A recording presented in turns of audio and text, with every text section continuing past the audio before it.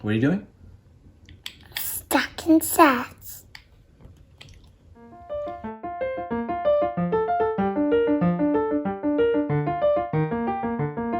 Hi y'all, welcome to Windshield Time. It is Day and Arry. Thank you for tuning in again. This is officially season 3 episode number 101.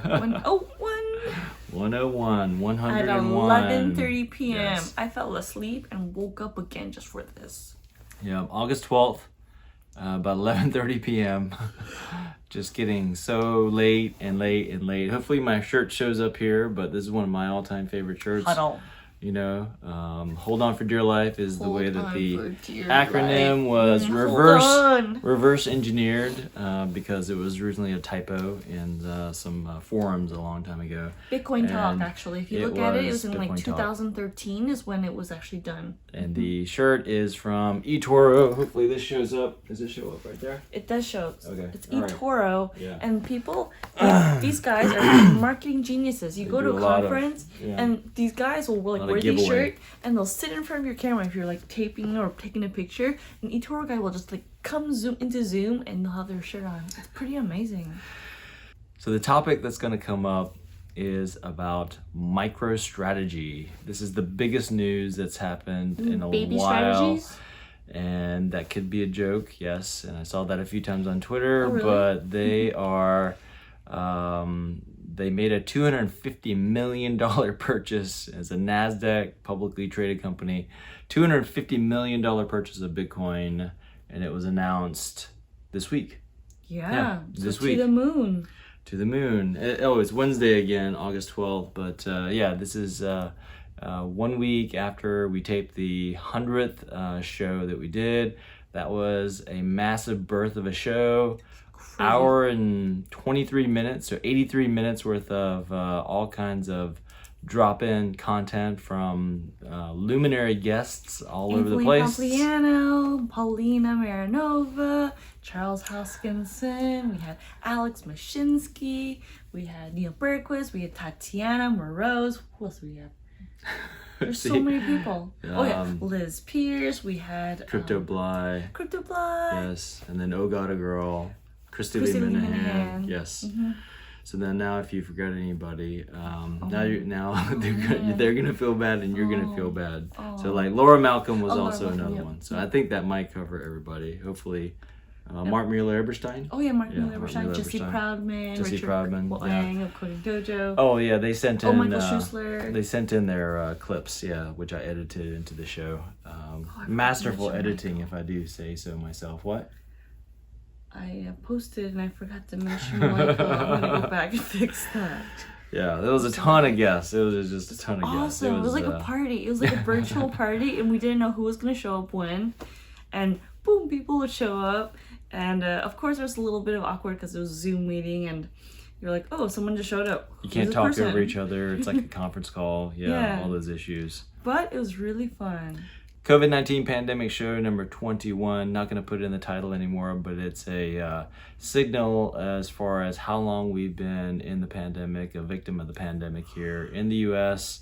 And so something that I do want to keep track of to keep us, keep us tracking it, not make it so much like a Groundhog Day kind of situation. Dude, we're gonna be up to like 70s. That's how long this pandemic thing is gonna go on.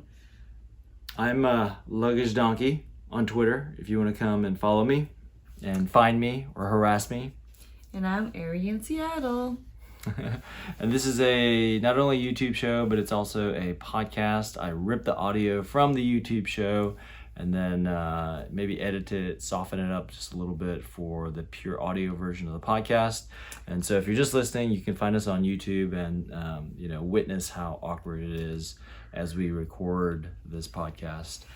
But we're on 12 different audio listening platforms for your pleasure. So the original intent of this podcast was to be an on-ramp for working folks.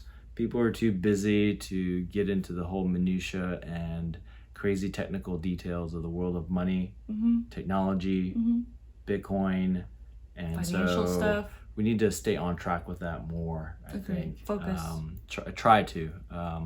We'll probably make a lot of mistakes on that, but it's just too easy. Once you dive down the rabbit hole, as we like to say.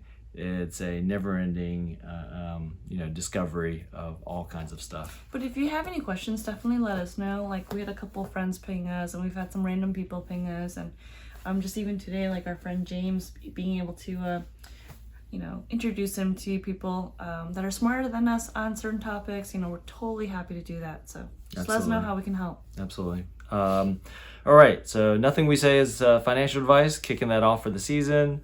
And then we did the purpose of the show. I'm going to skip the musical feature because I'm going to try to keep this really short. This show really short because it was a big birth of a show. Show number 100. Thursday, Friday, Saturday, Sunday. It took over 30 hours of download time from my computer to YouTube in order to upload and process that 100th show. Not to mention the production time. I think you spent like hours. It was like me giving the labor. Editing production time. Remember my 36-hour labor for the lentil? Yes. It was like you get in labor for 36 hours. Yes. Straight. Yes. So let's skip the how are yous if you don't mind. Okay. We'll go ahead and jump into Satoshi math. Try to make this really fast. What's Satoshi math? Well, Satoshi math is what we do to try and figure out how many Satoshis are in $1. So there are 100 cents, that's cents, in every $1, or 100 pennies, right? So there are 100 million Satoshis in every 1 Bitcoin. And I'm doing it right now because I forgot to prepare for it. If you take the price of Bitcoin, what's the price of Bitcoin at? Approximately $11,600 at this very moment. So $11,600. To figure out the math on that, you take $1 representing $1, you divide it by 0.00011,600, and you get, drumroll, approximately 8,620 sats per dirty US fiat dollar. And sats is short for Satoshis. And this is significant because now that we're over the $10,000 mark on Bitcoin, you cannot purchase more than 10,000 sats per US dirty fiat dollar.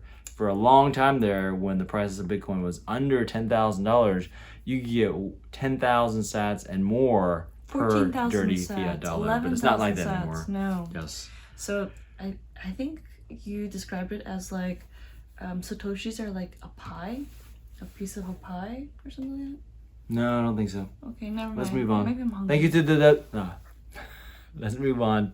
Thank you to the WTIA for the continued sponsorship, the Washington Technology Industry Association.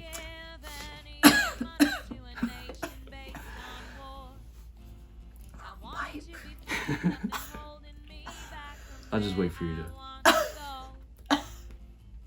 Sorry, I breathed in too. Washington Technology Industry Association, representing over 1,100 technology companies in the Pacific Northwest, creating one collective voice for the tech industry as we relate to innovators, investors, and policymakers. Thank you, WTIA. Yeah, thank you, WTIA. I really liked Michael Schietzler's few seconds that he did. Boop. Yeah, on the show there. So, all right, MicroStrategy. They are a publicly traded company on the NASDAQ. This company's been around a long time. I'm talking multiple decades. They bought the equivalent of 21,454 Bitcoin for an average price of $11,652. Wow, really? Yeah, it's amazing. It's amazing. That's a big position. $250 million position in Bitcoin. Well, how much is that? Do they have like a lot of money, and so this is like all of their money in Bitcoin, or like a portion? They're worth over $1 billion. So the stock price took a nice jump this week when they made the announcement. Again, they're publicly traded, so none of this stuff happened, behind secret closed doors until the big announcement was made. This was going on behind the scenes. Well, the press release explains pretty much all of it, and it's really nice. It's a really, really nice write-up. And apparently they were deliberating over this for months. And because we had the OCC announcement, the Office of the Comptroller of the Currency of the United States of America saying like banks are allowed to hold Custody it. custody Hold it. Bitcoin. Hold it, yeah. Hold it for people. Just like they hold money, US dollars, for people in savings accounts and checking accounts. They will hold it for you, hold crypto and Bitcoin for you at a bank now. And so why is that really important, or why is that so significant to the crypto industry? I think it is massively important because now companies, and they are the first to do this, this is a massive step forward. Now companies don't have to worry about the technical details about doing secure custody of their private keys. Now they can custody it with a bank just like they would custody their cash reserves and not have to worry about all the technical details. So whoever the bank is that is custodying it, or preferably if it was a Bitcoin only security company that was custodying it for them, then none of the officers have to worry about the security risks. They just basically, it's like, it's kind of going back to the old thing of bank accounts. But the thing is, when you have a company that has thousands of people in it, and they have about 3,000 people in their company, you're not going to be, giving your private keys and or your seed phrases to multiple people in the company and having them be responsible for millions of dollars. So you're dropping a lot of non-standard language here. So what you're saying is the OCC announcement saying banks can hold crypto and Bitcoin made it legal and okay, like recognized, legitimatized the Bitcoin and crypto space even more. And so big companies, like even big publicly traded ones like MicroStrategy, now feel comfortable moving forward in having some of their funds held in Bitcoin because now it's okay. Banks are allowed to hold it.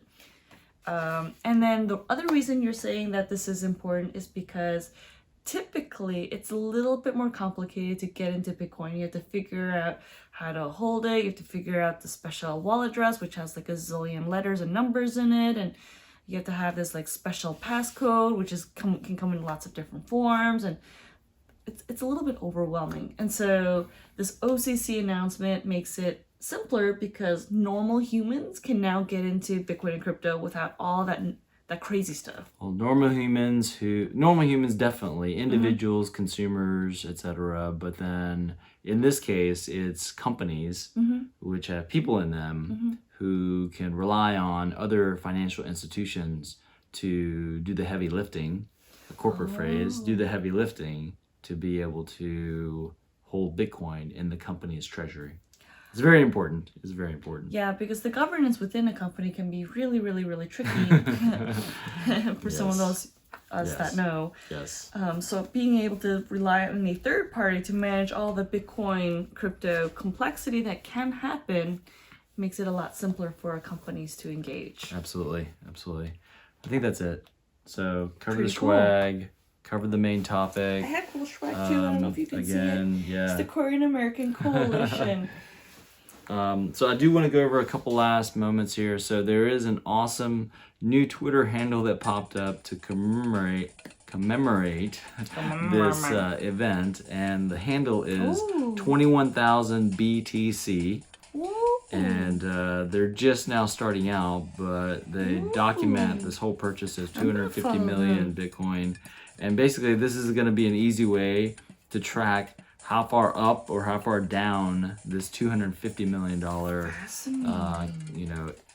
alternative investment holding is going to be treating MicroStrategy from this point on. So at 21,000 BTC. Yes, commend. His name is Bradshaw, and he's the one who came up with it. And so I was already following him, but his Twitter handle is K Ryan Bradshaw.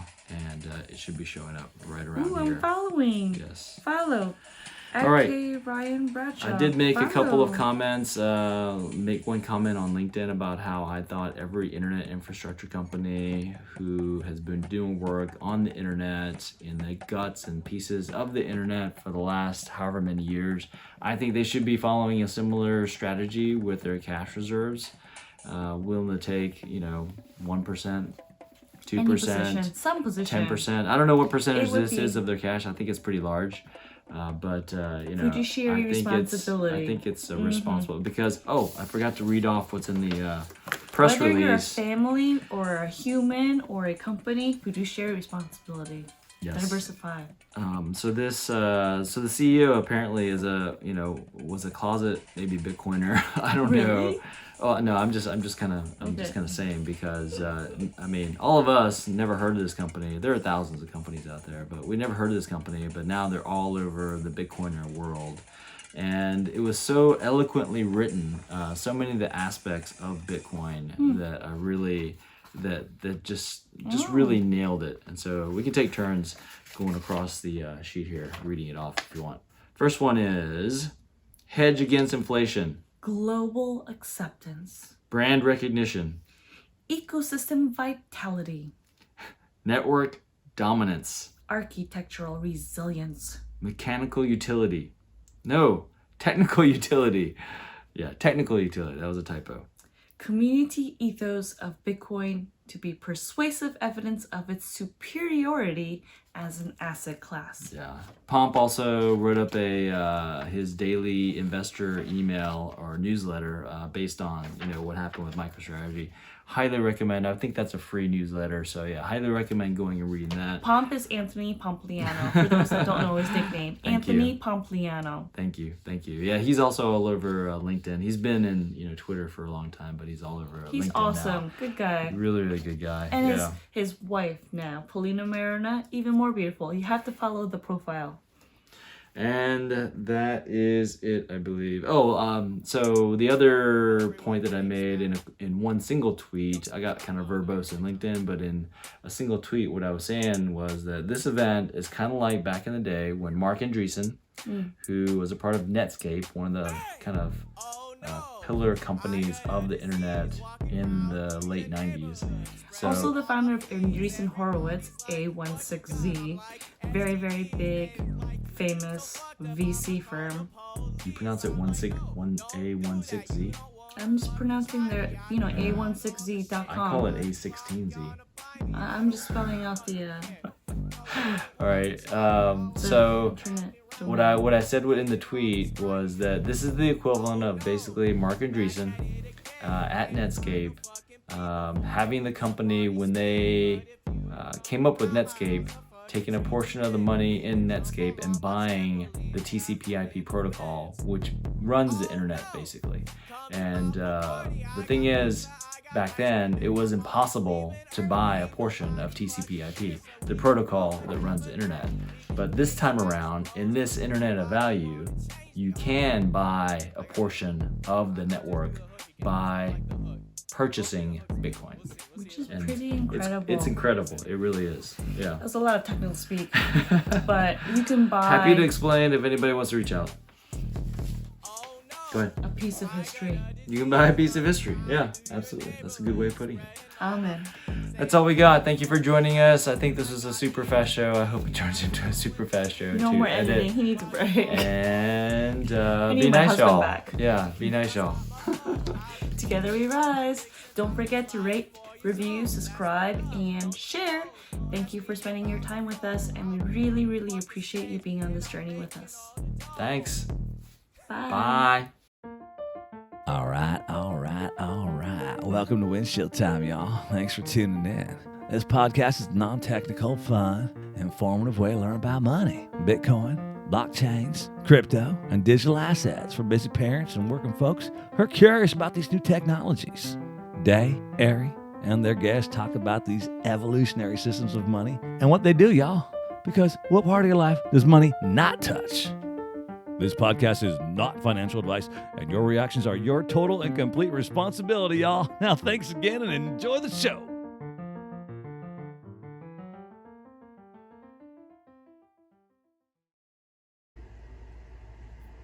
All right, we're hot. Drop it like it's hot. All right. Get your broadcast voice ready. Yeah. Hey, honey. How you doing? How you doing? How you doing? How you doing? How you doing? How you doing? No, it's like Joey. How you doing? How you doing? No, how you doing? All right. You ready for this? I'm half asleep. I'm stuck in Korean drama land. I'm telling you, you gotta speak up. All right. I can't fix your audio forever. I can't fix your audio forever. All I right. love you. I love you too. But it's a signification. But it's a COVID-19 pandemic show. So what are we talking WTIA sponsorship. You gotta like do the spiel. about? No. All right. Let's see what it came out to. But just 20 minutes. 20 minutes.